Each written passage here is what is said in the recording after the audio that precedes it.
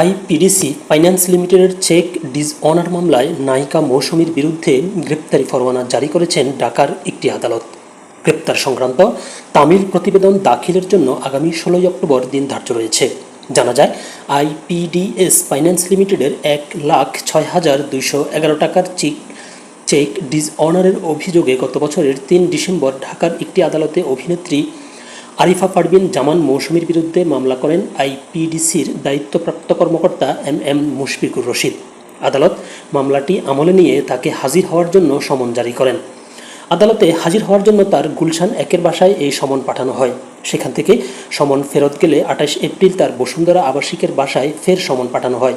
এদিন সমন জারি হওয়ায় তিনি আদালতে উপস্থিত না হওয়ায় 24 জুলাই তার বিরুদ্ধে গ্রেপ্তারি পরোয়ানা জারি করেন আদালত। মামলার বাদী এম মুশফিকুর রশিদ বলেন, অভিনেত্রী মৌসুমীর বিরুদ্ধে চেক ডিসঅনারের